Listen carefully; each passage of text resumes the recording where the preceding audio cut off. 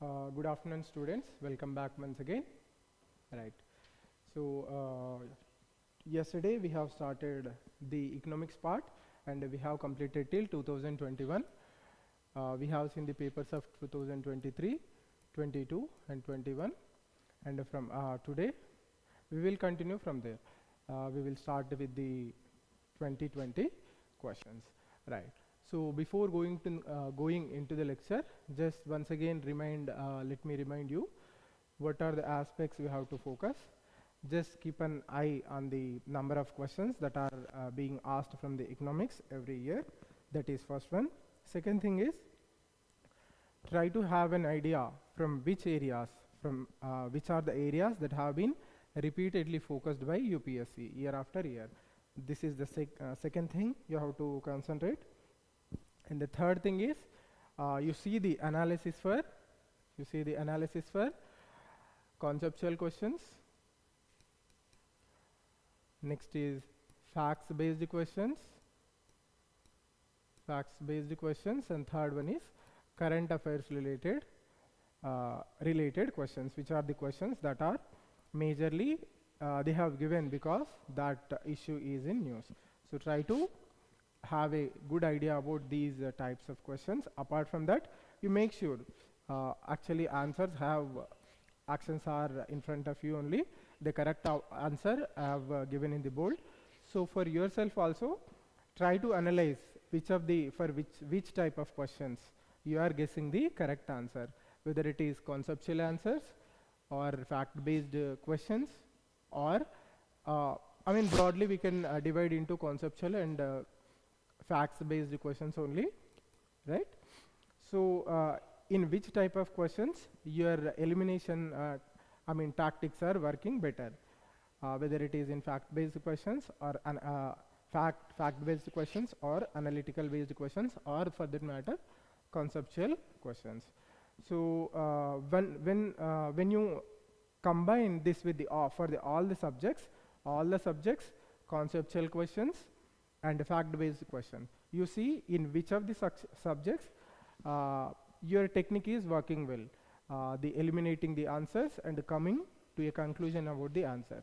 So in the actual examination, when you attempt the real exam, once you have completed like 50 to 60 questions, rest of the questions you have to guess. And previously also I told you have to do an educational guess.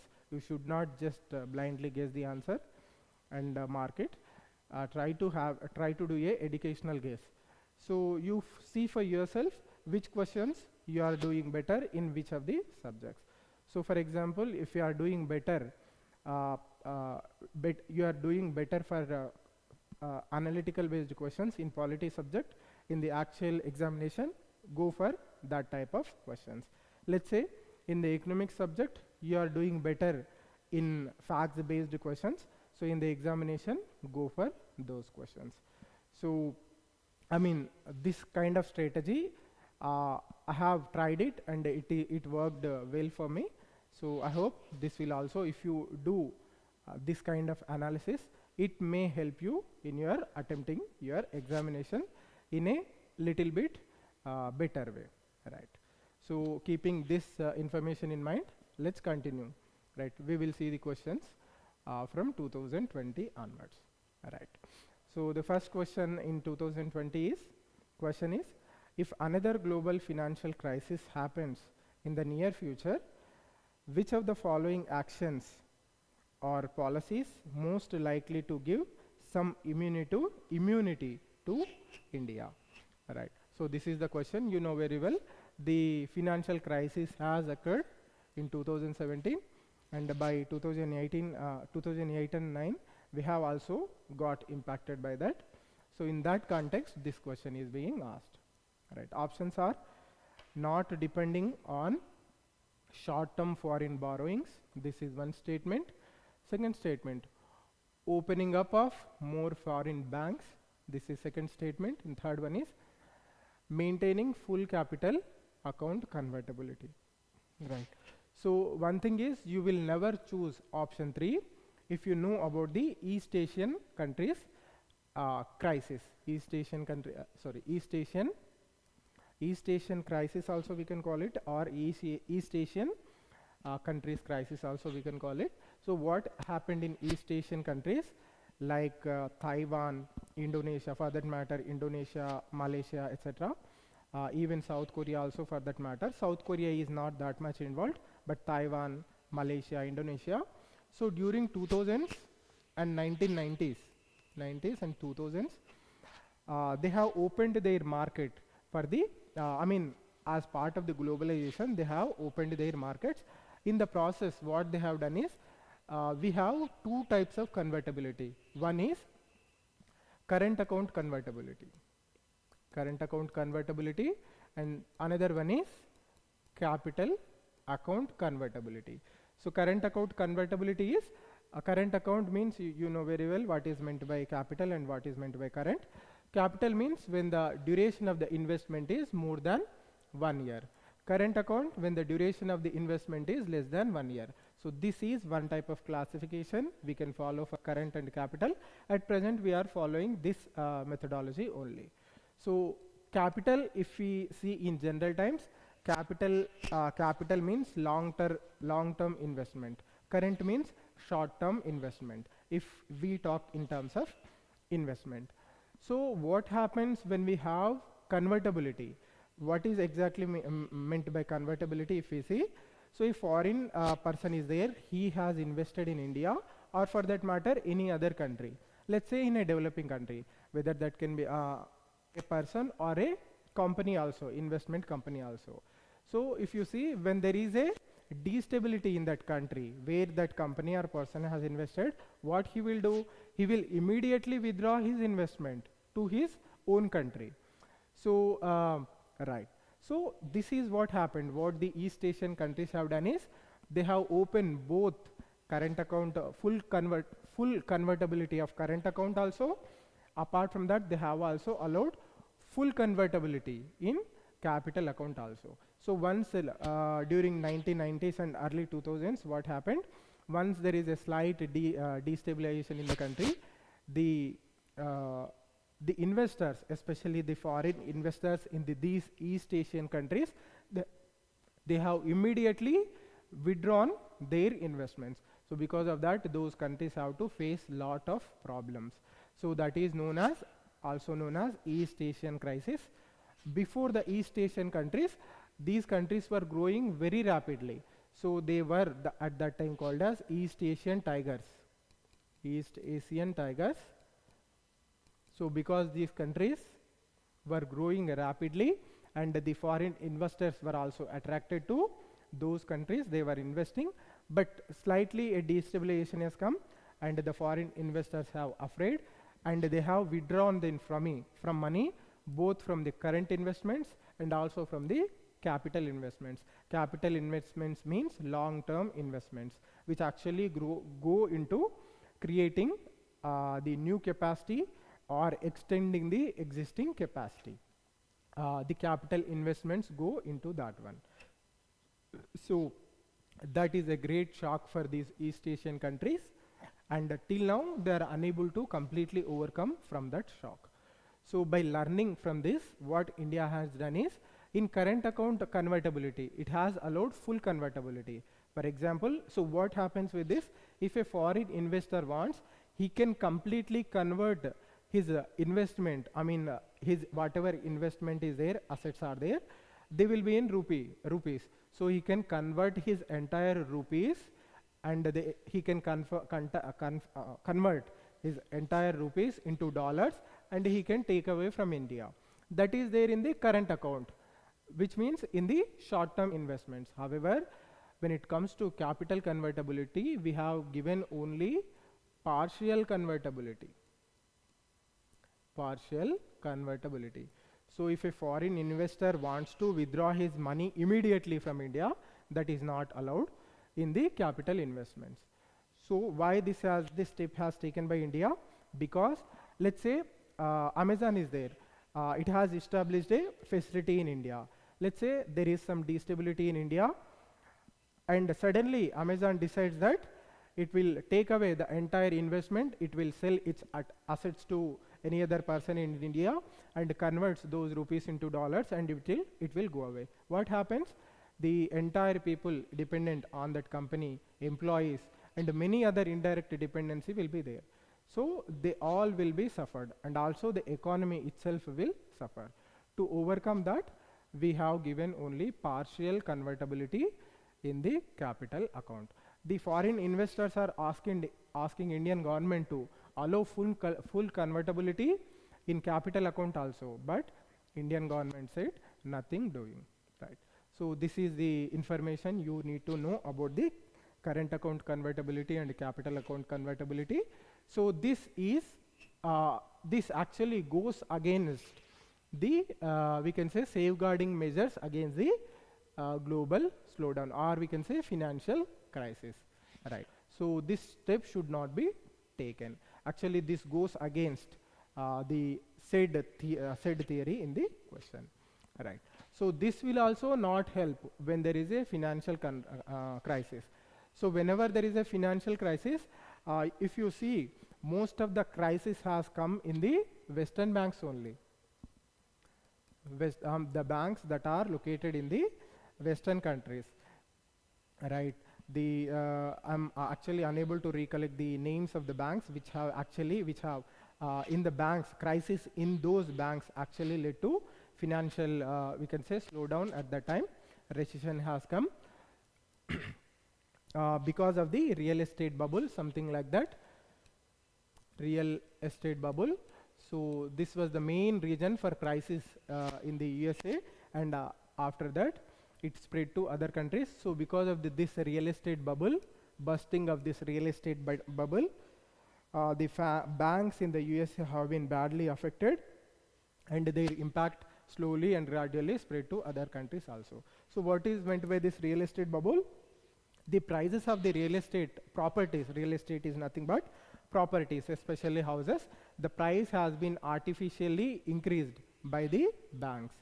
So that bubble has burst at once upon a time, and the banks have faced severe crisis. Best example is Lehman, I think. The bank's name is Lehman Bank.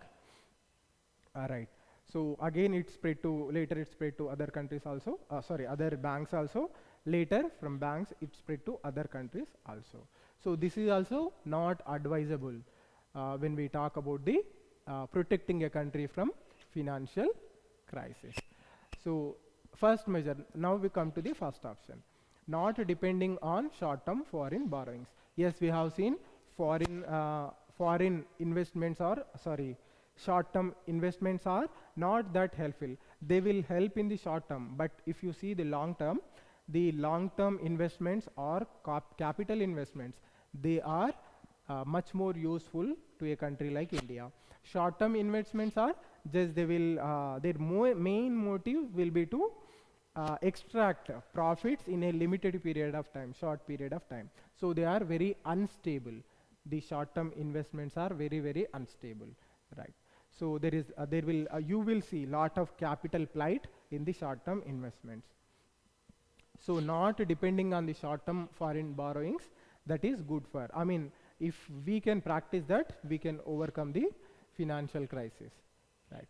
So correct option here is option A. Only statement 1 is correct, right? So this is the first question. Next question is,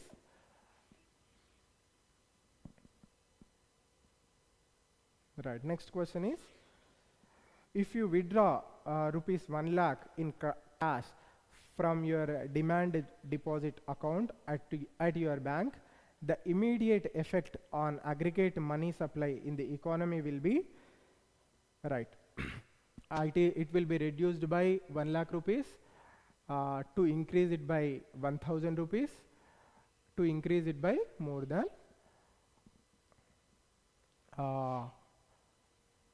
1 lakh rupees. So all the statements are incorrect. It will to leave it unchanged. So if you know the money types, M0, M1 money types are there, and M2, M3, 4 types of money are there. So if you have the clarity about these 4 types of money, you can easily answer this question. Okay. Basically there are like Demand deposits will be there, and term deposits will be there. Term deposits will be there, and demand deposits will be there. Right. So based on these two concepts and two types of money, it will be decided which of the money, what happens when money is withdrawn from which type of account.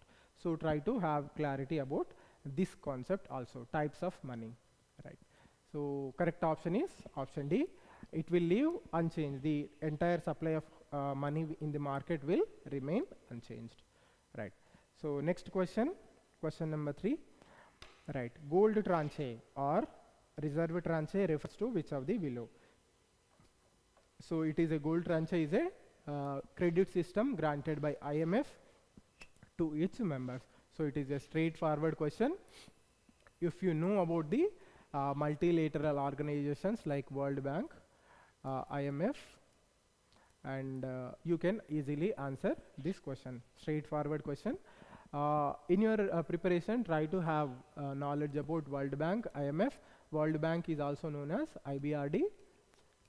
So IBRD, IMF, and WTO. So try to have a comprehensive understanding about these three multilateral organizations, especially with respect to economic subject, and especially focus on this area, WTO and India. Right? So many things are going on with respect to India and WTO. Right? So this area, it is not only important for prelims, but also it is important for mains examination. Right. Right. So this is the third question. Next question, question number 4. Question is, in India, which of the following can be considered as a public investment agriculture? Public investment in agriculture. So question is little bit, one word is missing. So first option is fixing minimum support price for agricultural produce of all crops. So this helps the agriculture, but it is not a investment. MSP is not an investment. It is just giving temporary relief to the farmers so that they can get remunerative or reasonable price for their produce. Right. Next is computerization of primary agricultural credit societies. Yes, we can consider this as a investment. So the primary agricultural credit societies, they are meant to advance credit to, especially to agriculture sector only. They are formed or they are established with the main purpose of giving or advancing loans to agriculture sector, both short-term loans and long-term loans. Next is social capital development. Yes, this can also be considered as a public investment in the agriculture. Because in the long term, social capital development means we are developing the human beings. We are giving them better education. We are giving them better health facilities. So when a person is well educated and healthy, he can perform the agricultural activity in a better way. So if you see, the major concern in our agriculture is the only less educated or uneducated people are doing the agriculture. Little bit educated people are just they are leaving the rural area and they are settling in urban centers and they are doing some type of job. So that is the problem in India, and we have to bring the educated and well-knowledged people into agriculture so that we can improve the agriculture in our country. So this was also the concern expressed by MS Swaminathan. So based on his suggestions, Indian government has started one special program also. The aim of that program was to bring back the youth into the agriculture. Right? Youth are not doing agriculture. Only middle-aged people, that too not so educated people, they are doing the agriculture. So if social capital is improved, that is certainly going to help agriculture. So it is considered as a public investment. Next is free electricity supply to farmers. So on the face of it, it may look like it will help the agriculture, but it is also a short-term measure, giving some respite to farmers from paying the electricity charges. It is not an investment at all. It is also just a respite. It is also comes under subsidy for the agriculture. Just you blindly remember, whenever a subsidy is given, it is only a short-term reprieve. It is not a long-term reprieve, and it is not at all an investment. Just it is a revenue expenditure to meet the day-to-day needs of the farmers. Right. So next is waiver of agricultural loans by the banking system. So this is also not at all a public investment. So this is also a short-term respite. The RBI, or for that matter other think tanks, they are saying that please desist. They are asking the governments, especially the state governments, to desist from waiving the farm loans, because though in short term it may give some respite to farmers, but if you see in the long term, that is, it will act as a detrimental to overall development of the agriculture, because the farmers will take loans and they wait that some government will come to power, or whenever the elections come, the state governments, I mean political leaders who are there in the at the state level, they will just promise that we will waive the agricultural loans. Just they will make a promise. Almost it has it has completely become a norm. Just before the elections, state elections, every political party will promise that they will waive all the agricultural loan. So because of that belief, what farmers will do, they will take the loan from the bank and just they will wait. They will not repay the loan. So what happens? This farmer's record will go back bad at the bank, and the next time bank will not be in a position to, or will not it shall not be in a position to give loan to the farmer next time, because the track record of the whatever the credit record of the farmer, that is not so good. That's why the bank will not come forward to give loan to farmer next time. And apart from that, it will also act as a moral hazard. Moral hazard, because the farmer will think that whenever the elections will come, the political parties will promise that they will waive the loans, and they will waive somehow or other, they will waive the loan, at least 1 lakh or 2 lakhs. So with this belief, what the farmer will do, he will not repay the loan. So this is acting as a moral hazard. Right. So some way it is affecting the ethical aspect of the credit system also. So this is also not an investment. So it is also a temporary respite for the farmers. Next is setting up of cold storage facilities by governments. Yes, this is a investment and it is essentially required also. So one of the major aspects regarding our agriculture is wastage of perishable products, especially food products are very prone to perishability. You know, 35 to 40% of our agriculture production is being wasted every year. So to arrest that, we need cold storage facilities so that we can improve the shelf life of the agricultural produce. So this will work as a public investment in the agriculture. So correct option is option C. 2, 3 and 6 statements, these statements are correct. So to answer this question, you need to have a very good clarity about the what is better for agriculture, what is happening in the agriculture. You should have the entire concept clear. You should be clear about the entire concept about the investment in agriculture, subsidies in agriculture, and what actually is the problem in agriculture. You should once you have thorough understanding of all these things only, you will be in a position to answer this question. Right. So next question, question number 5. Right. Right. Question number 5. What is the importance of term interest coverage ratio of a firm in India?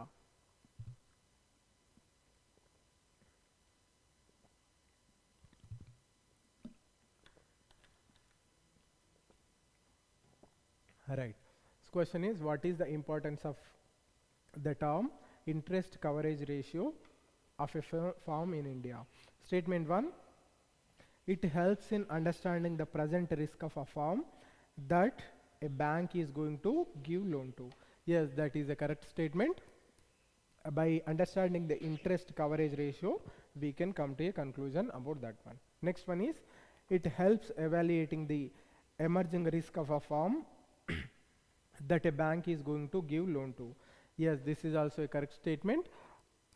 The risk of the, or we can say the emerging risk of a firm can be understood with the to a firm to which we have given loan. This statement is also a correct statement. Statement 3, the higher a borrowing firm's level of interest coverage ratio, the worse is its ability to serve the debt. So this is an incorrect statement. If you change this statement, the good, so then it will become the correct statement. So the higher the borrowing firm's level of interest coverage ratio, the good is its ability to serve its debt. Then it will become the correct statement. So opposite of this statement will be correct statement, right? So in this way, statements 1 and 2 are correct. So correct option is option A. Right. Third statement is incorrect. Next statement, next question, question number 6. All right. Question is, which of the following factors or policies were affecting the price of rice in India in the recent past? So recent past means around 2000s. So keep this in mind. Now see we will see the options. First one is minimum support price. Yes, it is definitely impacting the price of India, price of paddy in India, paddy or rice. Government's trading, yes, this is also impacting. Government's stockpiling. So you know there is a concept called buffer stocks. Buffer stock. So under there are buffer stock norms. So every year, according to the months, the particular stocks have been prescribed by the government. So this much of food grain has to be stored in the godowns of the FCI, Food Corporation of India. So that is known as buffer stocks. So it definitely impacts. And the consumer subsidies, subsidies given to consumers. You know, you might wonder what are the subsidies given to consumers. So we are selling food grains in the fair price shops, FPS, under the Food Security Act scheme. Through the fair price shops, we are selling subsidized food grains to people of India. So those are nothing but consumer subsidies. So all these are impacting the price of rice in India. So in your preparation, you try to know more about the buffer stocks and the present problem with the buffer stock. You know what is happening a few years back, when I think because of that reason only this question has been asked. So the FCI was storing food grains thrice the time the stockpiling norms of, let's say the government has prescribed in a particular month, in the month of June, 10,000 quintals have to be maintained as buffer stock, right? What Food Corporation of India doing? It is maintaining 30,000 quintals. So lot of food grain, the paddy, whether it is rice or whether it is wheat, it is just lying in the godowns of the Food Corporation of India. So at that time there was a lot of criticism has been raised by experts that why you are maintaining these much food grains, why you are storing. So like that many concerns have raised by the experts, especially the agricultural experts, right? So try to have a fair idea about what is happening with respect to buffer stocks. And one more thing you should remember, that buffer stocks are more over and above the actual required food grains to consumption of India. So there is an estimation that this much in this month, this much food grain, this much amount of food grains are required for consumption of people of India. So buffer stock is maintained over and above that food grains estimated to be consumed by the Indian people. So this itself is an excess storage, and that too in that excess storage we are storing 2 to 3 times. So some experts say that you release them in the open market. Because of that, the prices of the food grains will go down when people happily will purchase the food grains. Or you export these food grains into to other countries. At least we will earn some foreign currency, or foreign money we will earn. So if you just make, or just you keep the food grains in the godowns, just they are going to rot, and there will be no use with that food grains. This was the opinion of the agricultural experts at that time. So correct option is option D. All those policies were impacting the rise of the price in India. Right. Next question, question number 7. Right. So question is, consider the following statements. Statement 1. Statement 1. The value of Indo-Sri Lanka trade has consistently increased in the last decade. Last decade means, you should remember, it is from 2011 to 2020. Right. So in that term, it was a correct statement. The trade between India and Sri Lanka was increasing. So we have a trade agreement with Sri Lanka. We have made a trade agreement with the Sri Lanka. So since then, the volume of trade has been increasing. Next is, textile and textile articles constitute an important item of trade between India and Bangladesh. Yes, this is also a correct statement. So once upon a time,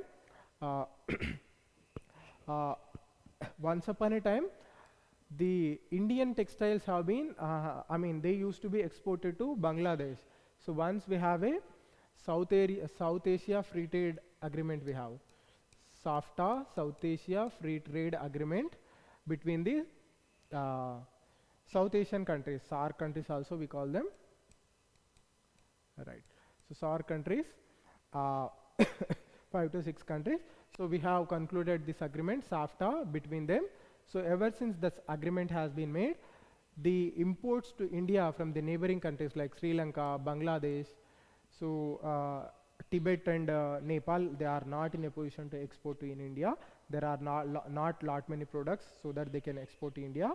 But these two countries, Sri Lanka and Bangladesh, have immensely benefited from this program. So anyway, from Pakistan, there is very little bilateral trade, and the same thing applies to Afghanistan also. There is not much. Only we are giving them a lot of goods like food grains as an aid we are giving to them. Apart from that, Maldives also is a part and parcel of this one, SAFTA. Right. So ever since this SAFTA has come, Sri Lanka and Bangladesh they have started exporting increasingly into India, because India had to reduce its customs duties according to the agreement. So then Sri Lanka and Bangladesh, especially Bangladesh, India used to export textiles to other countries. So India was leader. But see here, the irony, Bangladesh is exporting textiles to India, because in Bangladesh, because the labor is further cheap than India, and in terms of textiles, Bangladesh is rapidly increasing its capacity. So because of these reasons, the textile exports from Bangladesh have been increased into India. Right. This is a correct statement. Next, statement 3. In the last 5 years, Nepal has been the largest trading partner of India in South Asia. So it says that in last 5 years, Nepal has been the largest trading partner of India in South Asia. So I am not sure actually about this statement, but the answer says this is also a correct statement. So all the statements are correct. Option 1, 2 and 3. Statement 1, 2, 3. All the statements are correct. Right. Next question. Question number 8. Question is, under the Kisan Credit Card scheme, short-term credit support is given to farmers for which of the following? So very interesting question. It is entirely about a particular scheme, that is Kisan Credit Card scheme. So under the major purpose of this scheme is to, the government has realized that farmers need they are in need of short-term credit during especially the cropping season. I mean, once the crop is sown till the crop is harvested, they will be in very much need of short-term credit for everything, to purchase the inputs to meet their day-to-day needs also. They need credit. So with the Kisan Credit Card scheme, that has been made possible, right? So now we will see what is included in the scheme and what is not included. Option 1, working capital for maintenance of farm assets. Yes, this is included in the KCC, Kisan Credit Card. Purchase of combine harvesters, tractors, and mini trucks. So all these come in the long-term investment. So purchasing a machinery or investment in the machinery, that comes under the long-term investment. So under Kisan Credit Card scheme, it is essentially for meeting the short-term needs, short-term requirements. So it is not allowed in India. Sorry, not allowed under the scheme. Statement 3, consumption requirements of farm households. So this is correct statement. So on the face of it, you may get confused that the government generally, whatever the credit, it is not expected people to use that credit for meeting the household needs, daily needs. But the government has realized that people, if you know, see, harvesting period is between, once the seeds are sown, it will take 2 to 3 months to get the harvest. So till that time, there is no income for the farmers, alternate income for the farmers. So they need money to survive. So the government has identified or realized that necessity of the farmers, and under the KCC, consumption requirements of farm households is also allowed under the KCC, right? So please have clarity about the schemes, right? Next is post-harvest expenses. Yes, once harvest is done, till the harvest is sold in the market. So storage, etc., transportation, to meet all these necessities also, there will be some time period will be there. Once harvested, the farmer will store it for some time. So, and he needs to transport it. So one more thing I want to mention here. So earlier what used to happen, once the harvest is done, because the farmer is in need of money immediately, so he used to sell the product, sell his produce for the whatever price that may be offered in the mandi, because the need of the money is urgent, because he want to survive. So this sale, this kind of sale is known as distress sale. Distress sale. So the sale is being made in distress because the farmer wants money. He wants money for his own consumption, and also he has taken loan from many other people, banks, other money lenders also. So they demand that money has to be repaid immediately, especially the money lenders, private money lenders. So the farmer will resort to selling his produce immediately for whatever price that is offered, whether it can be very low also, even if it is very low. So this is one reason to arrest that distress, to meet short-term needs again, to wait for some time so that he may get better price. Kisan Credit Card allows post-harvest expenses also, right? One more thing, one more problem, that the money lenders are demanding money. So because of that also, the farmer will resort to distress selling. Next problem is also the storage facilities. They are also not available to the farmers. So there is no place he can safely store his grain, right? Because of that reason also, the farmer will try to immediately sell his product. So government also recognized this problem also, and it tried to build government storages. And once farmer stores his produce there, a receipt will be issued to farmer, and based on, he can take that receipt to bank, and he can keep that receipt as a security, and he can get loan also. The scheme name, I am unable to remember the particular scheme name, but somehow it failed to work. Still the farmer is facing same problems, right? So this is a correct, option 4 is also correct with respect to KCC. Fifth question, fifth statement, construction of family house and setting up of village cold storage facility. So for construction of family house, again it is a long-term requirement, long-term need. So it is not allowed, right? So again, setting up of the village cold storage facility, it is desirable, but that is not allowed in the under the KCC.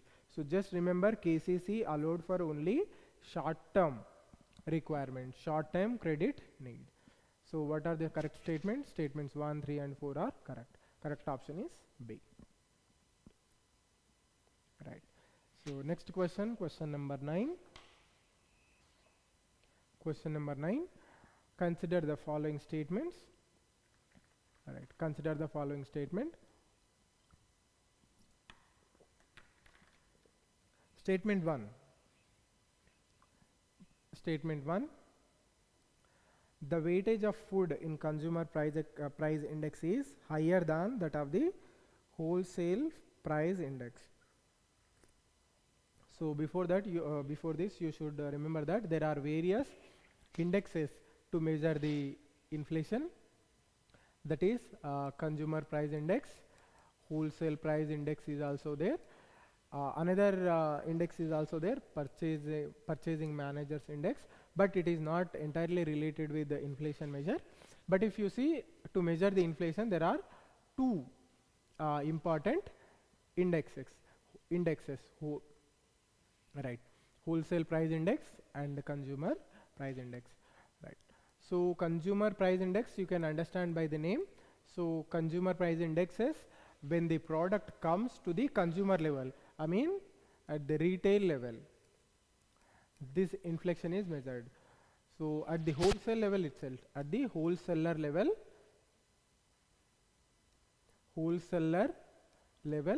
this inflation is measured, wholesale price index. So in the consumer price index, the weightage for consumer goods like food products, petroleum, diesel, so all these are more used at the consumer level. So for that, weightage is obviously weightage is more than the wholesale price index. So first statement is a correct statement. Second one, the wholesale price index does not capture changes in the prices of services which CPI does. Yes. So the wholesale price index, in the wholesale price index, services are not mentioned, they are only mentioned in the services, consumer price index. And next one is, Reserve Bank of India has now adopted WPI as its key measure of inflation and to decide on changing key policy rates. So this is the incorrect statement. Right. So CPI, the Reserve Bank of India considers CPI to some extent, and there is core sector inflation is there, right? Core sector inflation is also there. So many other things will also it will take into consideration. Especially it will not consider a wholesale price index. Rather than wholesale price index, it gives importance to consumer price index. And again, in consumer price index, there are various other subcategories like consumer price index for industrial workers or industrial labor, consumer CPI for agricultural laborers, and etc. etc. So there are various categories, 2 to 3 categories are there in this one. So correct option is option A, only statement 1 and 2 are correct. Right. Next statement, question number 10. Next question. Right. Question is, consider the following statements. Statement 1. In the case of all cereals, pulses and oil seeds, in case of all the cereals, pulses and oil seeds, the procurement at a minimum support price is unlimited in any state or UT in India.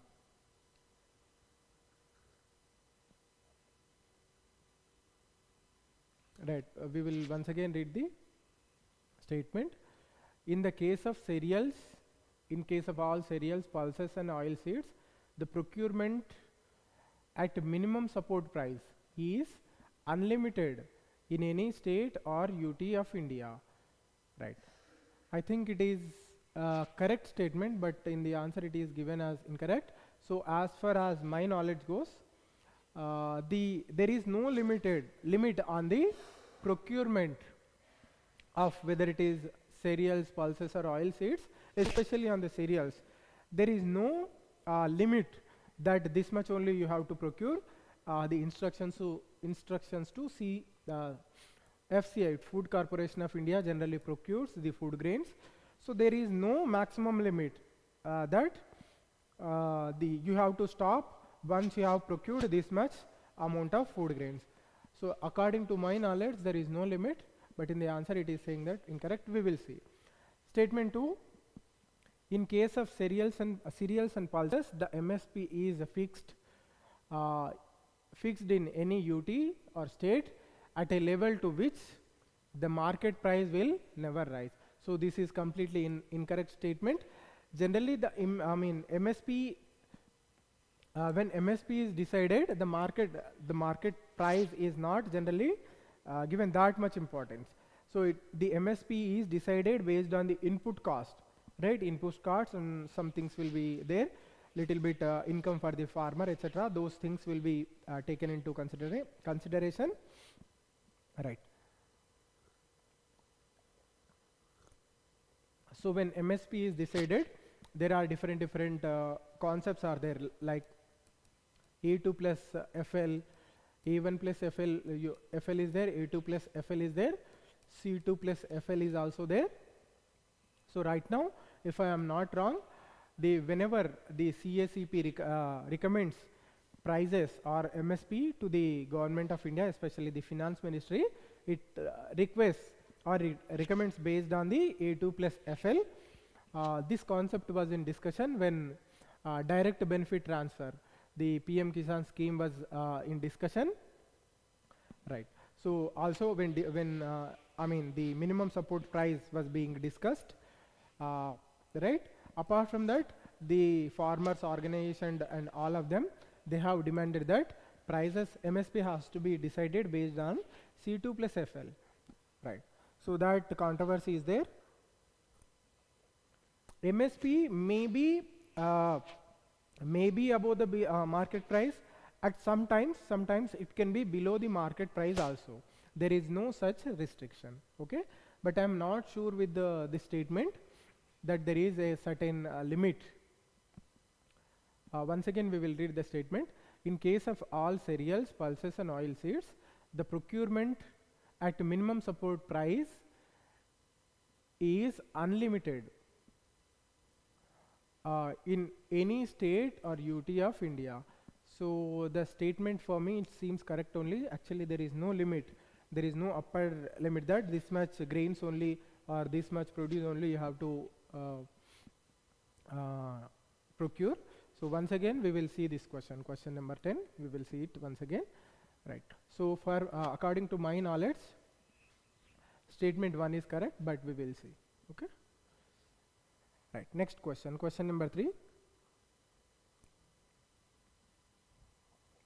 Sorry, question number 11.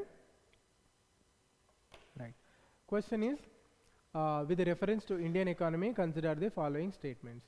Right, the statements are: commercial paper is a short-term unsecured promissory note. Yes, this is a correct statement. It is a unsecured promissory note. Statement 2, certificate of deposit. It is a long-term instrument issued by Reserve Bank of India to a corporation. This is an incorrect. I think certificate of deposit is also issued by a private company only. All these mechanisms which are mentioned are related to private organizations. So this is an incorrect statement. Call money is a short-term finance used for interbank transactions. Yes, this is a correct statement. Next, statement 4, zero coupon bonds are the interest-bearing short-term bonds issued by scheduled commercial banks to corporations. So this statement is incorrect. So correct statements are statement 1 and 3 only. Option C is the correct option. Right, next question number 12. Right. With reference to foreign direct investment in India, which one of the following is considered its major characteristic? So characteristics in that too, it is asking the major characteristic. Right. Option A, it is the investment through capital instruments, essentially in listed company. Right. So it need not be in listed companies. Right.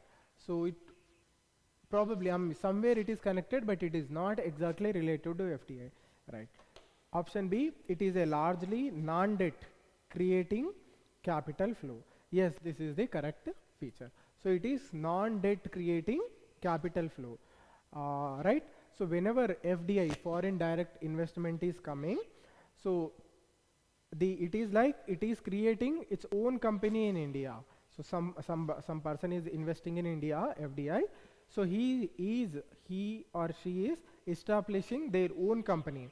So they are either purchasing an existing organization or company, or part of it, or entirely, or they are creating entirely a new company, or they are acquiring some share in a company and helping that company in expanding its capacity.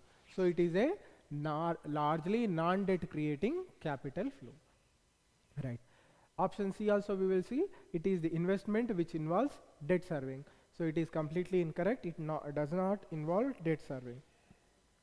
Debt serving is nothing but, so we have taken loan and we are paying interest. We are repaying the loan along with the interest. That is known as debt serving. Right. Option D, it is the investment made by foreign institutional investors in the government securities. So this is also, it is not investment in government securities, and it is not made by foreign institutional investors. Right. Foreign institutional investors generally make investments in the we can say short-term investment, or we can say they will make current investments that are less than 1 year time period, that are for less than 1 year time period. So correct option is option B. Right. Next question number 13. Right. So we will see the question. With reference to the international trade of India at present, which of the following statements are correct? So international trade, remember the year. We are looking into the questions of 2020. Right. So first statement, India's merchandise exports are less than its merchandise imports. Yes, this is a correct statement. Our merchandise exports are very less actually than the merchandise imports. India's imports of iron and steel, chemicals, fertilizers and machinery have decreased in recent years. No, they have not decreased, they are increasing. Though the increase is not at a desirable level, still they are increasing. Third statement, India's exports of services are more than its imports of services. Yes, we are doing very, very better in service, especially especially with the help of IT exports and because of the invisibles. We are doing better in the service sector. Right. Fourth statement, India suffers from an overall trade or current account deficit. Yes, this is a correct statement. We are facing problem in the current account deficit and we have problem in the overall trade deficit also. We have lot of trade deficit. So if you only take the mercantile trade, there is a huge gap. But however, to large extent we could fill that gap because we have favorable condition in the services trade. So because of that, we could fill that gap to some extent. So because of that gap, we could fill that current account deficit or for the overall trade deficit. Right. Next question number 14.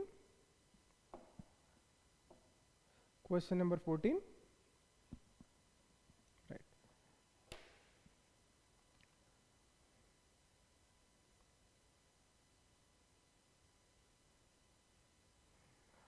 Right. So question number 14, the term West Texas Intermediate, sometimes found in news, in refers to a grade of, so very easy question, straightforward question, crude oil. So if you once upon a time, if you used to read the listen the news, so every time there used to be mention about the prices of the crude oil.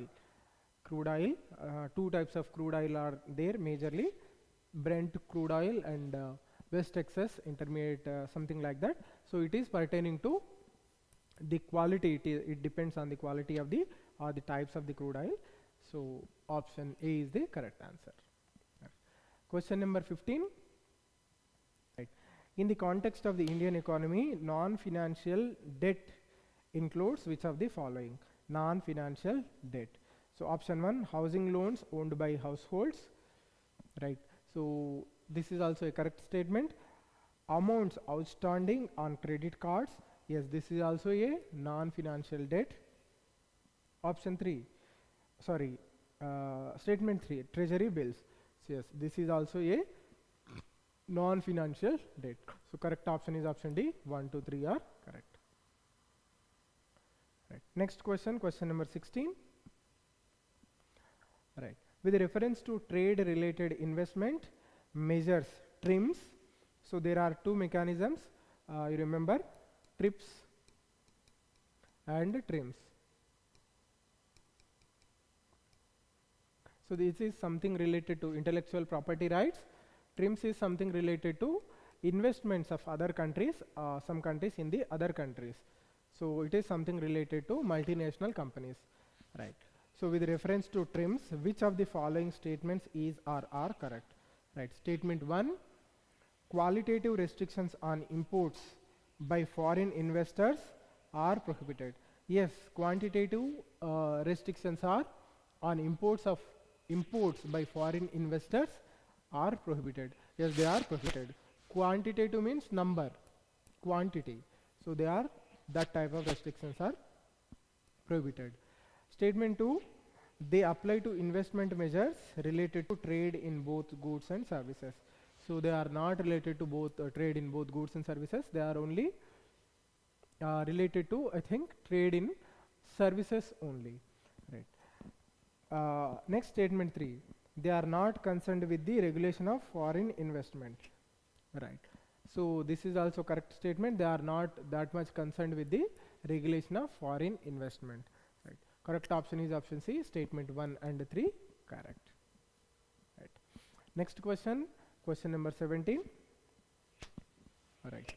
So if the RBI decides to adopt an expansionist monetary policy, which of the following would it not do? Right. So effectively, which are not part of the expansionary monetary policy? That is the question. So statement 1, cut and optimize the statutory liquidity ratio. Right. So this is part of the expansionary monetary policy. So what happens when statutory liquidity ratio is cut? Yesterday we have understood what is meant by statutory liquidity ratio. So a part of the deposits that come to banks, so if let's say 100 rupees have come as a deposit to the banks, so some portion of it is, let's say 20 to 25%. I mean, try to know the exact numbers. What is CRR? What is the present CRR ratio? What is SLR? And what is the repo rate and reverse repo rate? So let's say 20 to 25%. Let's take the example of SLR is 20%. 100 rupees has come as a deposit. If SLR is 20%, so among this deposit, 20 rupees. So what the bank has to do? 20 rupees, it has to purchase the government securities. So something, the assets related to government bonds or government securities. So that is known as, that is known as statutory liquidity ratio. So immediately if it wants, it can liquidate that whatever the deposit is there. So that is SLR. So once this is cut, SLR is cut, let's say it is being reduced from 20 to 10%, only for 20 rupees, or let's say for 10 rupees, it has to purchase the government bonds and securities. Rest, let's suppose CRR rate is also 10% at 10%. So 10% here and 10 rupees here and 10 rupees here. So 20 rupees are gone. So rest 80 rupees, again it can circulate in the market as a credit. So in this way, earlier it could have had only 70 rupees to circulate in the market. But now because there is a cut in the SLR rate, the money supply in the market has increased. So that will become part of the expansionist monetary policy, right? So it is part of the expansionary monetary policy, right? So according to the question, it will become a incorrect option. Statement 2, increase the marginal standing facility rate. So whenever marginal standing rate is increased, right? So it is again something related to monetary policy only, right? So when marginal standing facility rate is increased, it is something related to the scheduled commercial banks borrowing from RBI. It is something related to that one only, marginal standing facility. So when the rate of it is increased, the scheduled commercial banks will not come forward to borrow money from RBI. So when they are not borrowing, they will have less money at their disposal to again send it to into the market. So that will, it will act against the expansionary monetary policy. So it is not part of the expansionary monetary policy. So from according to our question, it becomes the correct statement. Right. Third statement is cut the bank rate and repo rate. So again, same things, the bank rate and repo rate. I have explained. They work similar to the SLR only, bank rate. Bank rate is nothing but it is a, we can say, benchmark. Below this rate, the bank cannot lend to any person, whether it is personal loan, whether it is car loan, any loan. So it is a benchmark like 3%. So below this 3% interest rate, it cannot lend. So let's say if there is a cut in the bank rate has been brought from 3% to 2%. Now the bank can lend loans at 2% interest rate only. So more and more people will come forward to take loans. In that way, supply of money in the market will increase. So it is part and parcel of the expansionary monetary policy. So same thing, repo rate also works in the same way. Repo rate is nothing but right. If there is a cut in the repo rate, what happens? We will also understand that one, repo rate. So bank is there, scheduled commercial bank is there, RBI is there. RBI is there. So what happens when there is a cut in the repo rate? Repo rate is when bank has excess funds, it will keep the banks temporarily for a short time period at the RBI. So for keeping the funds of the scheduled commercial bank, RBI will pay some interest rate to bank because the bank has parked its deposits or money with the RBI. So that is known as repo rate. So when repo is cut, which means RBI paying less interest rate. So when RBI paying less interest rate, bank will not go to RBI. It will try to give loans to common people or in the market. It will go towards market, giving loans to companies or individuals. Then again money supply will increase in the economy. Right. So this is part of the expansionary monetary policy. So from the context of question, this becomes the incorrect statement. Right. So in this way, what is the correct option? Option B, statement 2 only correct. So to answer this question, you should have the complete idea about what are all the tools available in the monetary policy and what all happens in the economy. Right. Next question, question number 18. Right. Question number 18. Question is, with reference to Indian economy after the 1991 economic liberalization, consider the following statements. Right. After the 1991 economic liberalization. Right. Statement 1, worker productivity. As per worker at 2004, 5 prices. Worker productivity increased in urban areas while it decreased in rural areas. So this is an incorrect statement. Right. So the percentage of share of the rural areas in the workforce steadily increased. So this is also incorrect statement. Actually, the workforce, the percentage of share of rural areas in the workforce has declined after 1991 reforms. Statement 3, in rural areas, the growth in non-farm economy increased. Yes, this is a correct statement. The growth rate in the rural employment decreased. Yes, this is correct statement. So there is a growth rate increase in the entire growth rate, but if you see the growth rate in employment generation, it has declined. So this trend is generally known as jobless growth. Jobless. It led to many people criticize the 1991 economic reforms with this same thing in mind only. It led to jobless growth. Right. So whatever the jobs have been created, few jobs that have been created in the service sector only. So statement 3 and 4 only correct, 1, 2 are incorrect. Right. Next question. Consider the following statements. It is something related to DCCBs, District Central Cooperative Banks. So statement 1, in terms of short-term credit delivery to agriculture sector,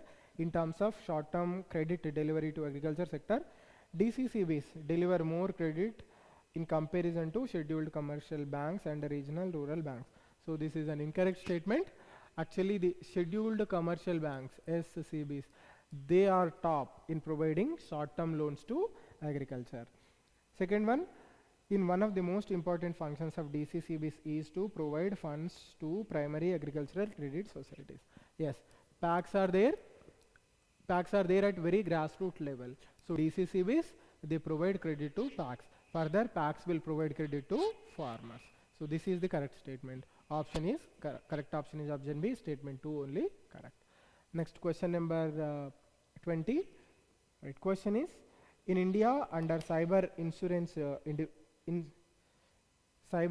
for individual, which of the following benefits are generally covered in addition to payment for the loss of funds and other benefits? So it is a completely facts-based question and particularly related to cyber insurance. So for the time being, we will skip this question. So in this way, you can see 20 questions have been asked from the 2020 year 2020. So we can say it is a very good number. Almost 1/5 of the questions have been asked from this area, right? So it's a very good. We can say very good number. 20 is a very good number, right? Next, we will see questions of 2019. Is it already 4? Okay. Already 4:45. Okay. Next, 2019 questions we will see. Let's make the process somewhat faster because we have very less time. Right. Questions of 2019 with reference to land reforms in independent India. Which one of the following statement is correct? So correct statement is the major aim of land reforms was providing agricultural land to all the landless. So this is the major aim. Other options are incorrect, but still we will examine them. The ceiling laws were aimed at family holdings and not individual holdings. So this is incorrect. Apart from family holdings, they were focused. In some states, they were focused on individual holdings also. So the freedom has been given to state governments, whether they can target the family holding or the individual holding. It resulted in cultivation of cash crops as predominant form of cultivation. This is completely incorrect. Still, the ratio, if you see, the cultivation of food crops is only dominating. So actually this is actually the problem of Indian agriculture also. We are unable to achieve, reach the desirable level of cultivation of commercial crops. Right. Statement D.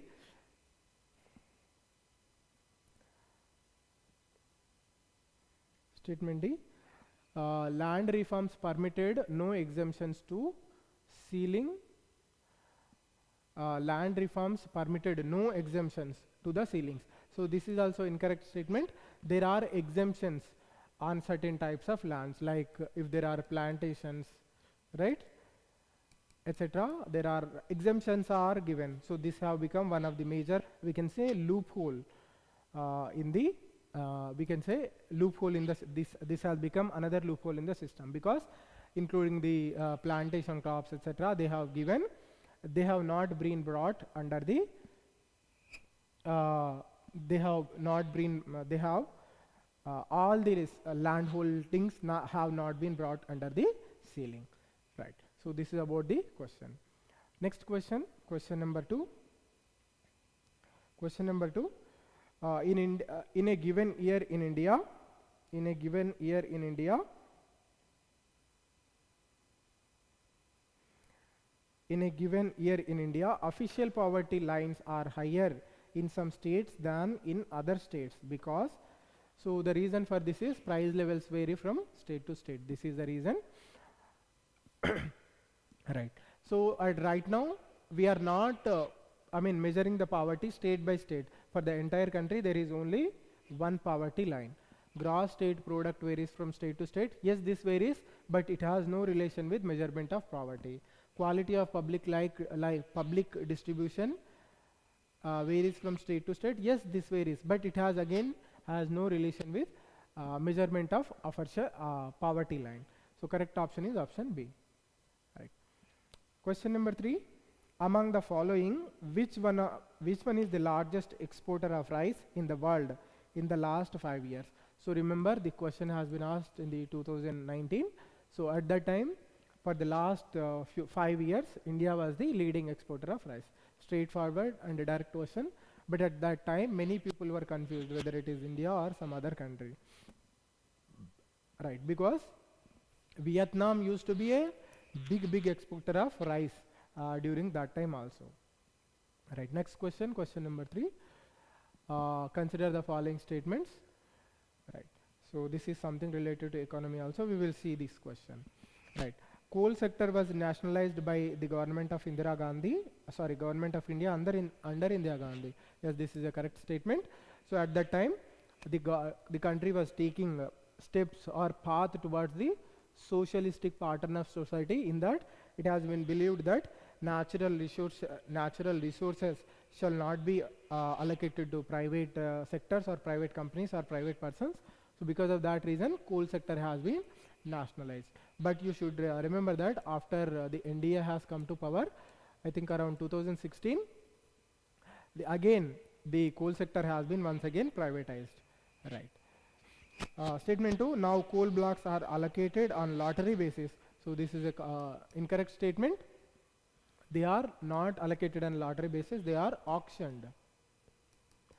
So after the school scam, 2G scam, etc.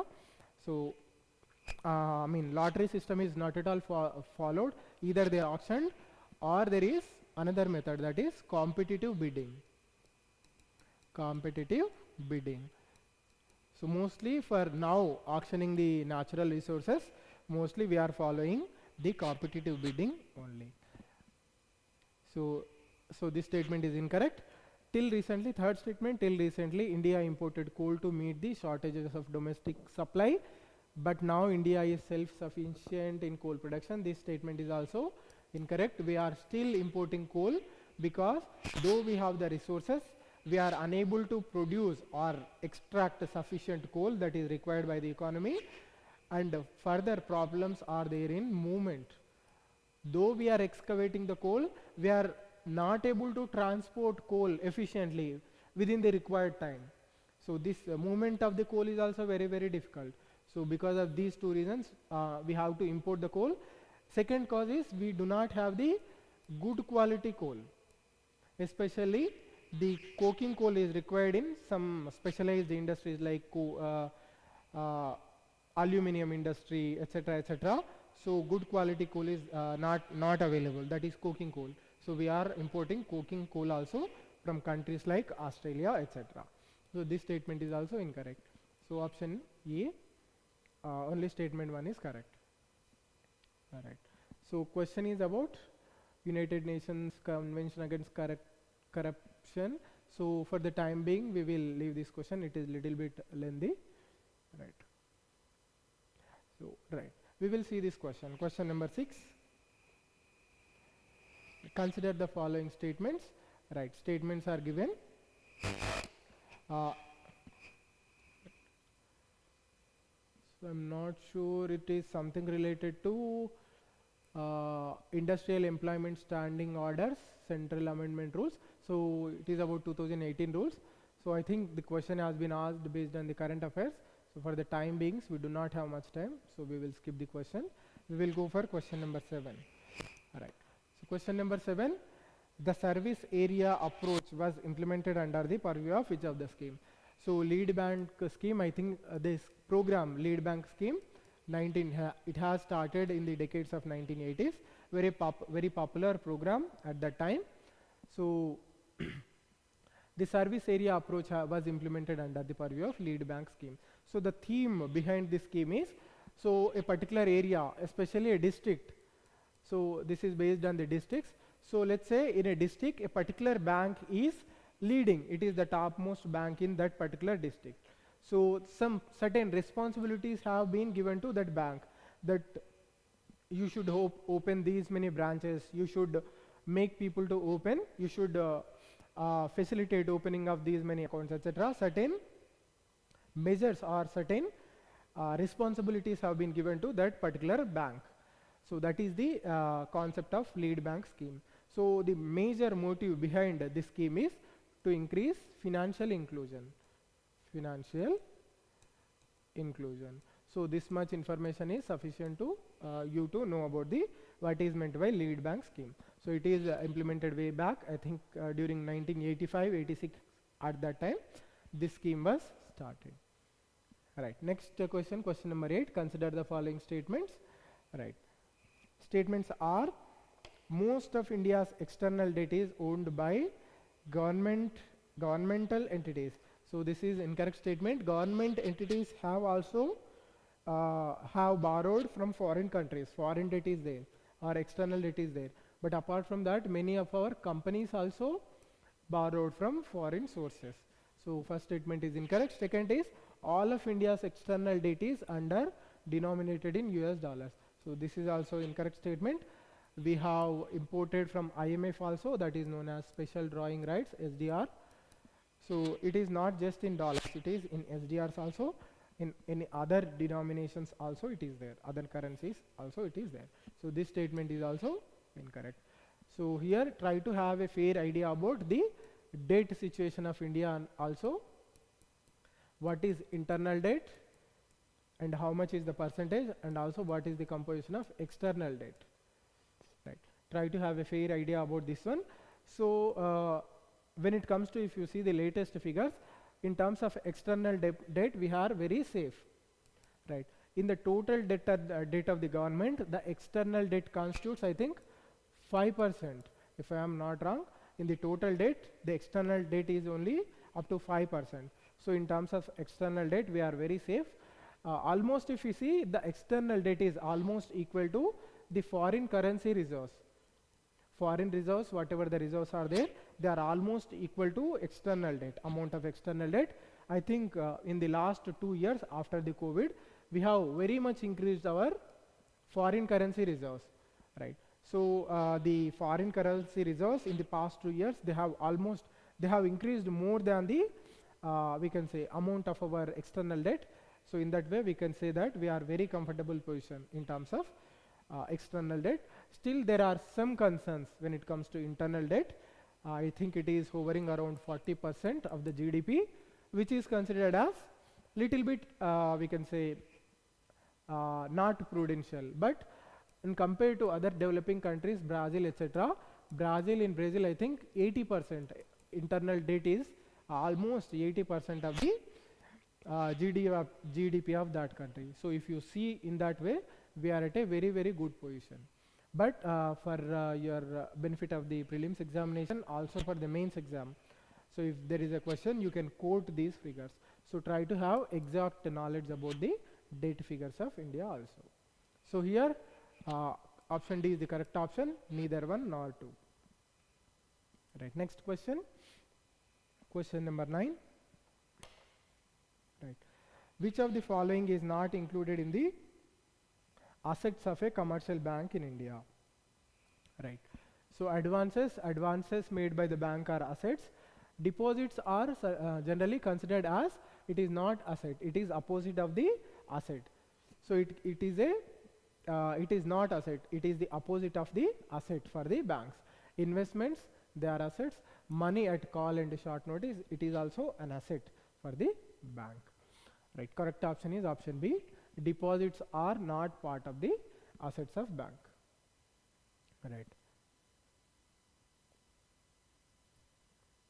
Right. So we skip this question because of the paucity of time.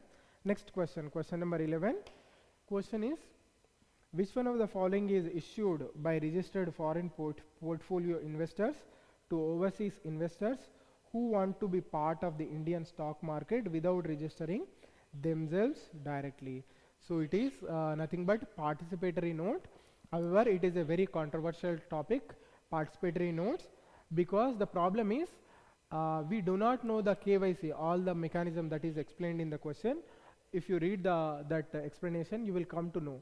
So we lack the KYC details of the actual investor in the country. So there was huge lot of hue and cry at that time during the 2019 period that we should not allow participatory notes in the into our country because of the KYC norms are not being known here. The people itself, those who are in India, they are generating black money, and the black money they are generating, they are rerouting that money into India through the mechanism of participatory notes.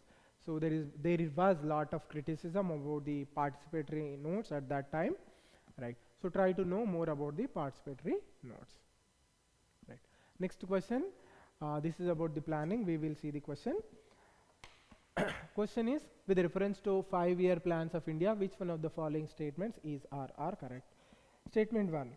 From the second 5-year plan, there was a determined thrust towards substitution of basic and capital good industries. Yes, we can understand it. There was a huge thrust on, we can say, the heavy industries, right? The plan is known as Nehru-Mahalanobis plan, right? There was huge emphasis on heavy industries from the second 5-year plan. Second statement, the fourth 5-year plan adapted the objective of correcting the earlier trend of increased concentration of wealth and economic power. Yes, this is also a correct statement. By this time we will see the tenure of Mrs. Gandhi, right?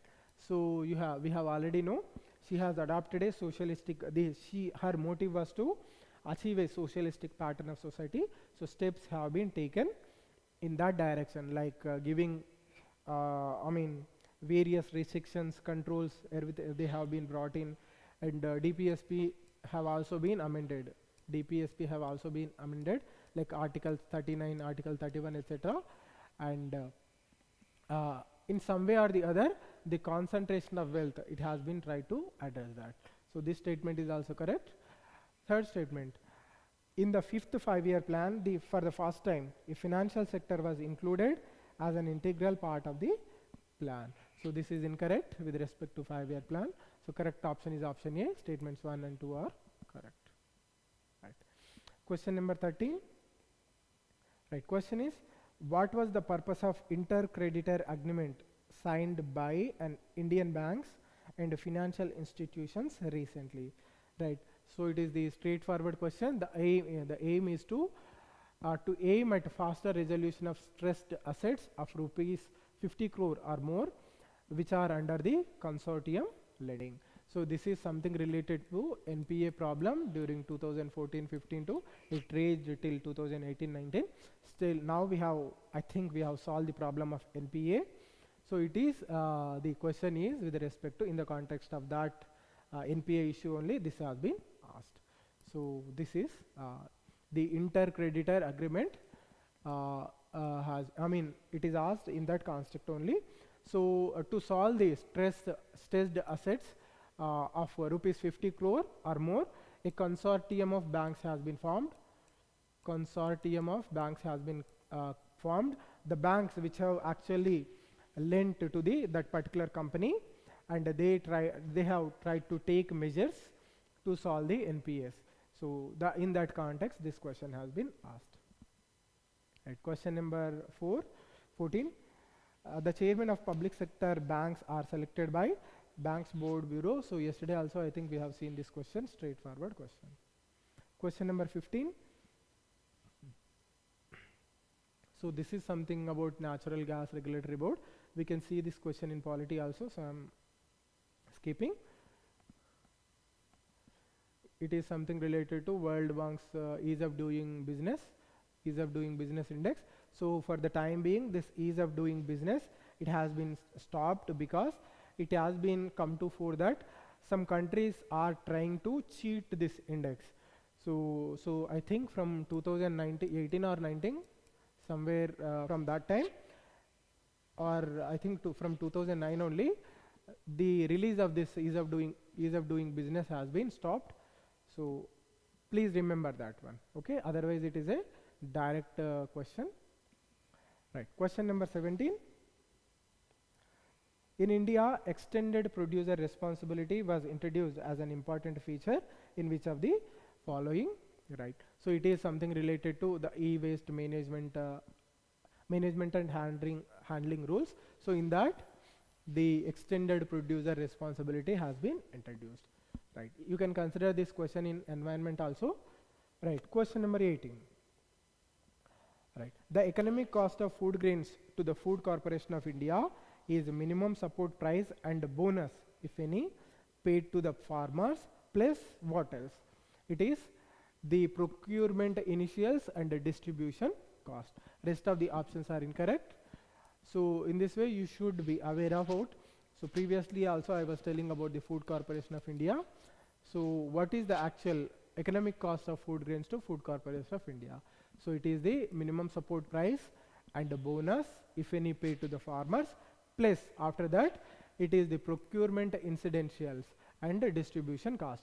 Procurement incidential means the Food Corporation of India, it will open its branches or we can say the procurement centers at various markets, and it will procure the grain. So there is some cost involved here also, and apart from that, it is the responsibility of Food Corporation of India to transport the food grains to the fair price shops, FPIs, fair price shops under the Food Security Act.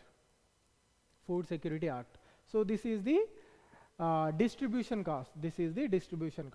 So this is the economic cost of food grains to Food Corporation of India. Then you might have wondered what is the responsibility of the state governments here. So the responsibility of the state governments is the identification of beneficiaries. Next is maintenance of fair price shops and making the distribution possible. Making the actual distribution and maintaining the fair price shops, that is the responsibility of the state governments.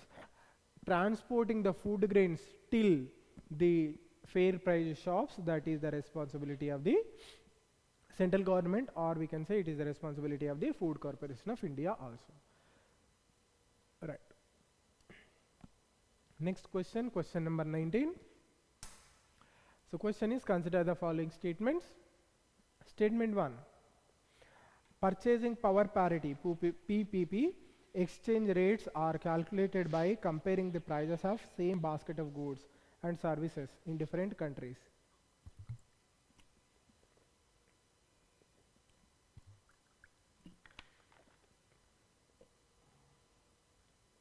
Yes, this is a correct statement. It is being decided based on the comparison of the same basket of goods and services in various countries. Next is, in terms of PPP dollars, India is the 6th largest economy in the world. So it is a wrong statement. It is the 3rd largest economy in terms of PPP. Right, after USA is at first place, second place China, we are at the third place. So it is the incorrect statement. At that time, during 2019, we were at the sixth place in direct dollar terms, not in the PPP dollar terms. So I think now we have overcome that sixth place also, and I think we have pushed back France, and even England also. We are reached very near to England, and I think we are at fifth place. Please recheck it. All right, this number has changed. We have pushed back France, and we have overcome the France in terms of normal dollars. Already, if you see in terms of PPP, we are already at third place after United States of America and China. So here, statement 1 only correct. Option A is correct answer. 20, question number 20. Question is, among the agricultural commodities imported by India, which of the following accounts for the highest imports in terms of value in the last 5 years? Last 5 years means 2013 to 2018. So vegetable oils, you know, that too in vegetable oils we import palm oil, which is consumed increasingly, hugely by Indian poor people. The only we can say budget available oil at their budget is palm oil only. That too we hugely import from the two countries, Indonesia and Malaysia. So from these two countries we hugely import palm oil. So there was lot of criticism also, because the Indian topography also, it is very much suitable for cultivating the palm oil, but we are unable to do so. Lot of arid soil is there, arid land is there, that is lying vacant, waste. So we can utilize that land and can grow or cultivate palm oil. So that a lot of concern is there.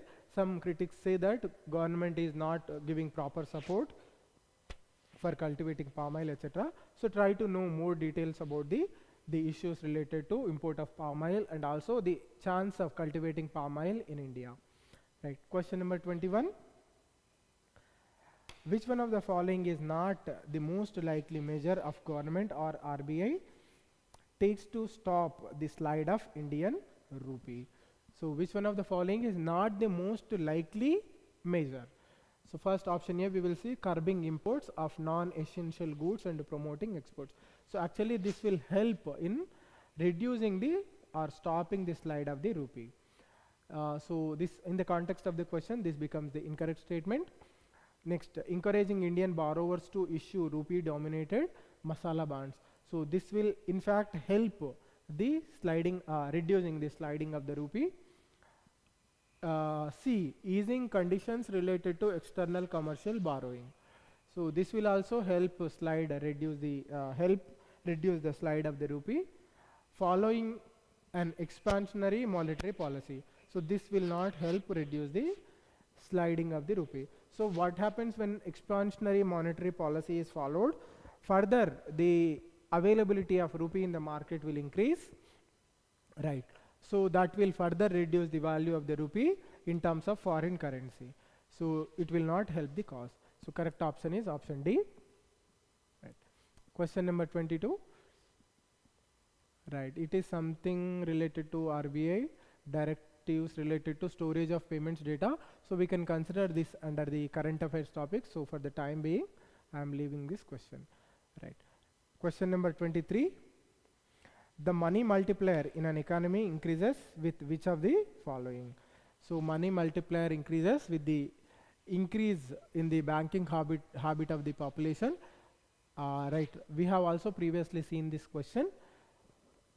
With increase in cash reserve ratio, it will actually get reduced. I think we have seen this question already. So some confusion is there. So I'm leaving this question. Right.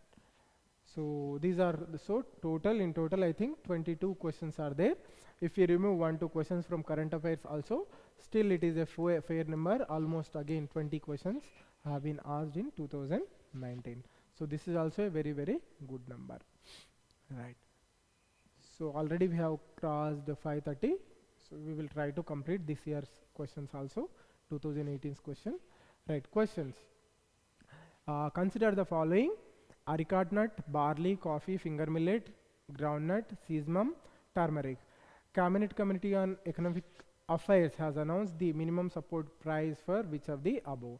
So it is 2, 4, 5, 6, barley, finger millet, groundnut, and sesame. For turmeric, areca nut, coffee, there is no support price. So just remember few things about the minimum support price. CSEP advises the minimum support price. So it now considers A2 plus FL in deciding the minimum support price. So minimum support price is announced twice in a year. One is for Kharif season and the second is for Rabi season.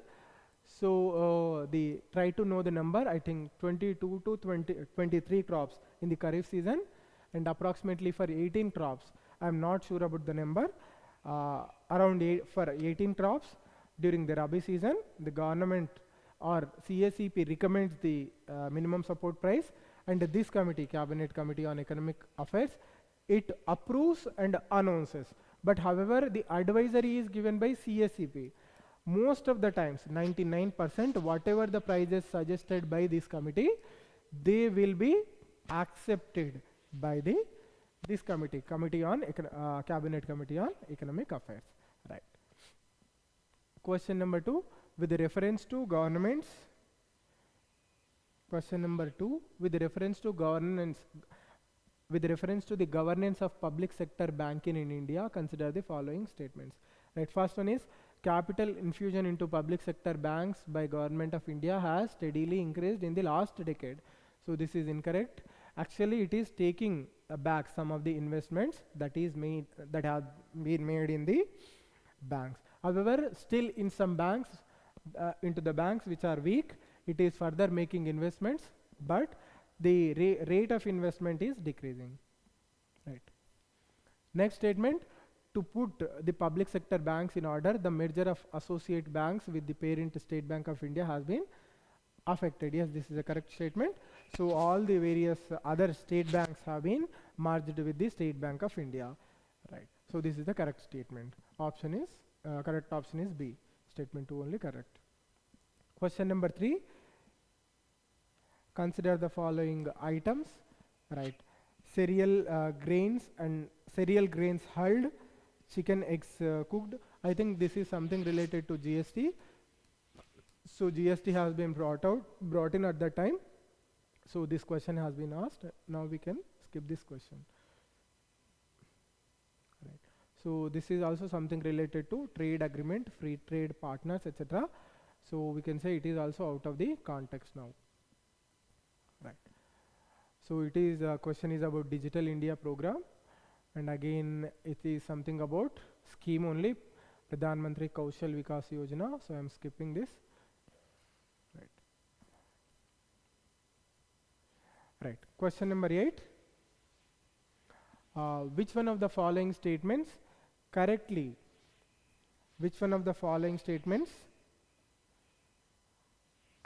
describe the meaning of legal tender money? So it is a straightforward question, money and banking. The money which a creditor is under compulsion to accept in settlements of his claim. So this is the correct definition of legal tender. Other explanations are not correct. So straightforward question comparatively. Next, question number 9. If a commodity is provided free to the public by the government, then the opportunity cost is 0. This is incorrect. The opportunity cost is ignored. This is also incorrect.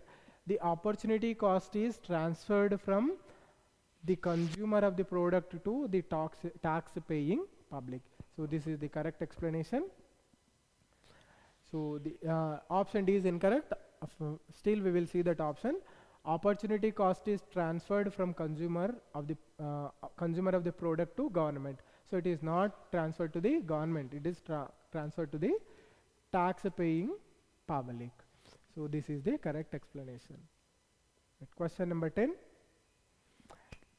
Right. Question is, increase in absolute and per capita real GNP do not connote a higher level of economic development if option A so for this correct option is poverty and unemployment increase. So there is a increase in per capita real GDP, it do not connote higher level of economic development if there is poverty and unemployment increasing. So this is the correct answer. And next question, question number 11. Consider the following statements. Right. It is something related to human capital. Right. Human capital formation as a concept is better explained in terms of a process which enables individuals of a country to accumulate more capital. So this is not human capital. This not goes well with the human capital. Increase the knowledge, skill levels, and the capacities of the people of the country. Yes, this suits well for the human capital formation. So remember the concept HDI, Human Development Index, and in that 3 parameters that will be considered for income, for health, and for education. So various parameters considered. So try to have an understanding of the Human Development Index. If you have idea about that one, you can answer this question. Right. Next is accumulation of tangible wealth. So this is also incorrect. Tangible wealth is something related to material wealth, like buying more cars, buying more objects, etc., etc. That will not actually improve the human capital. Next is accumulation of intangible wealth. Accumulation of intangible wealth is something related to accumulation of knowledge. Right. So it goes well with the human capital formation. So correct option is option C. Statements 2 and 4 are correct. Right. Next question, question number 12. The question is, despite being a high saving economy, capital formation may not result in significant increase in output due to weak administrative machinery. This is not that much relevant. Illiteracy, this is also not that exactly related. Somewhat it is related, but we cannot say exactly.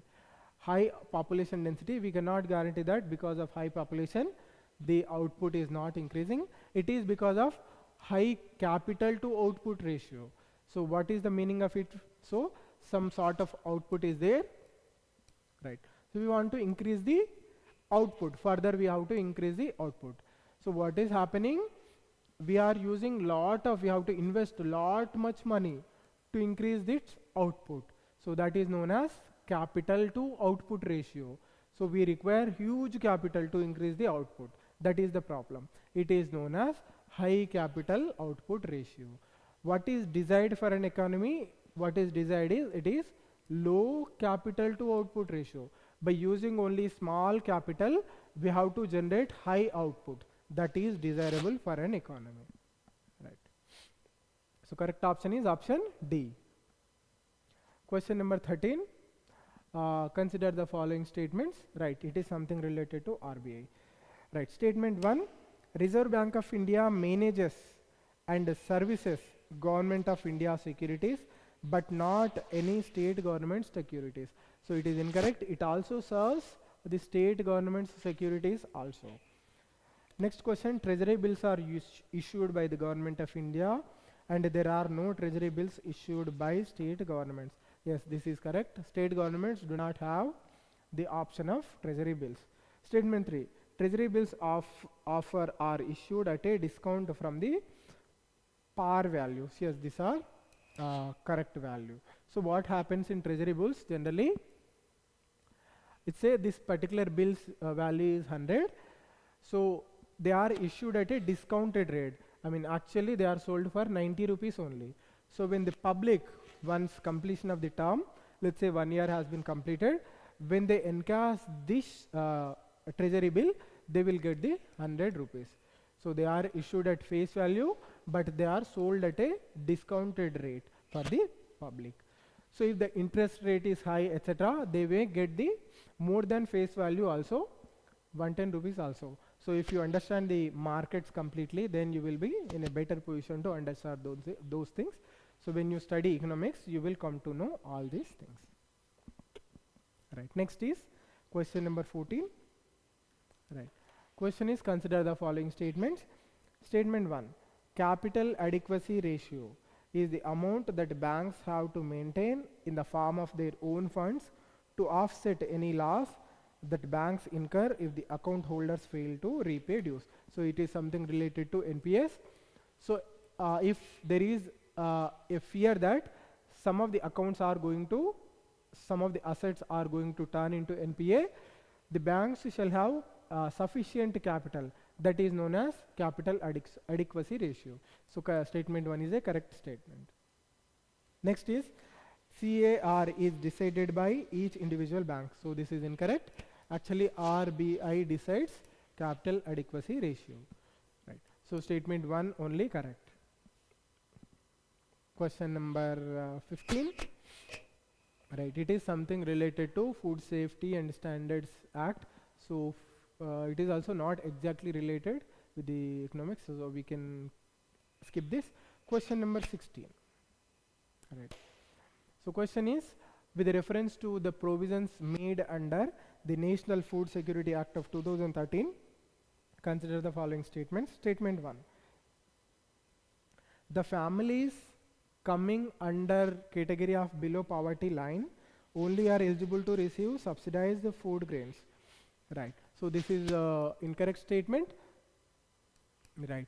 So the Food Security Act has made almost 67% of the population eligible for receiving subsidized food grains. Right. So in this, if you see the BPL line now, so it is almost, poverty line is approximately 21%. If you see according to the figures of 2011, the estimates of Suresh Tendulkar committee, the poverty is 21%. So but the Food Security Act makes almost 67% of the Indians eligible for the subsidized food grains. So this statement is incorrect. Again, there is subcategory in this 67% also, that is priority households and other households.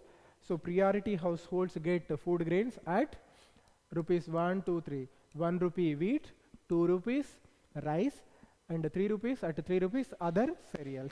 And other households who are under this 67%, they will get like rates are different from them. Right. So this statement is incorrect. Statement 2, the eldest woman is in a household of age 18 years or above shall be the head of the household for the purpose of issuance of a ration card. This is correct. The woman, eldest woman of the family, she has been made the eligible, under her name, the ration card will be issued.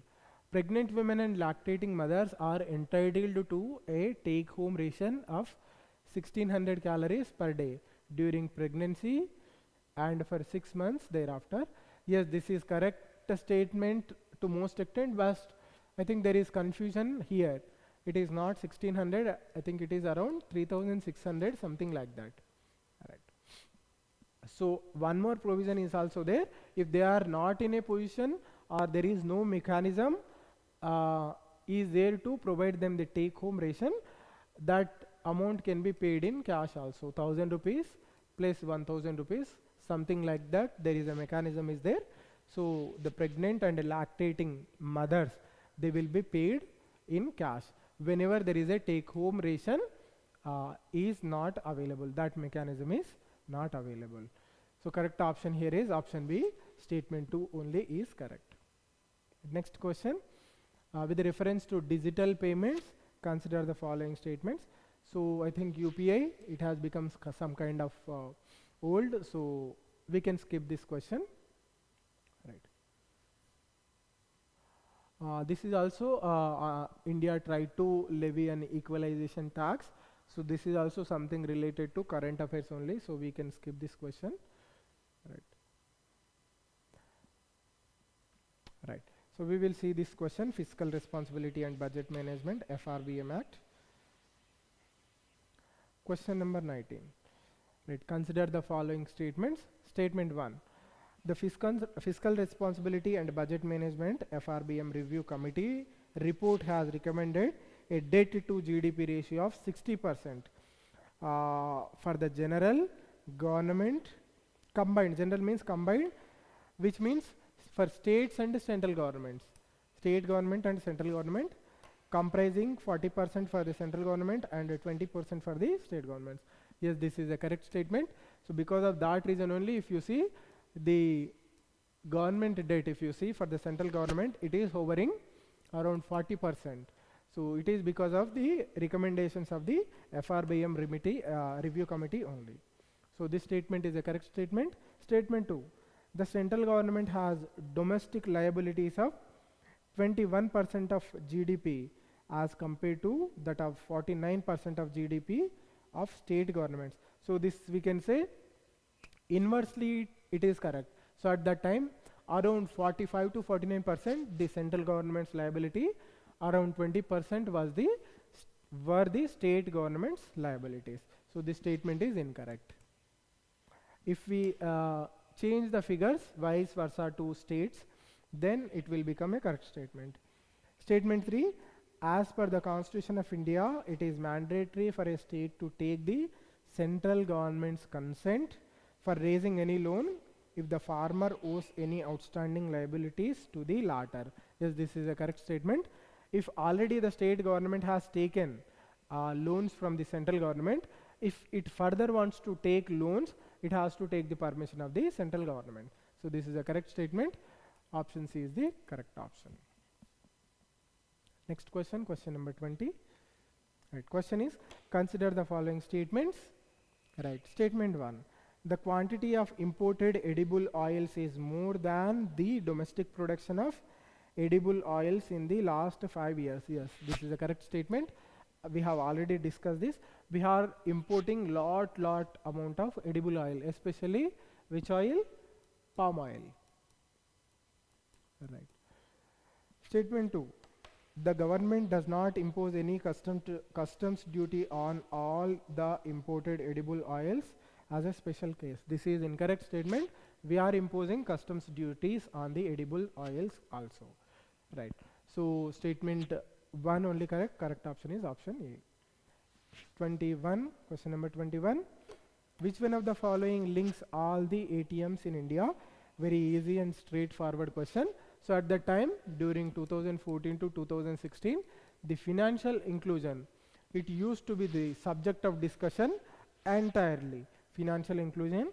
So because of that reason only, you will see questions on digital payments, BHIM, RuPay, and National Payments Corporation, NCPI.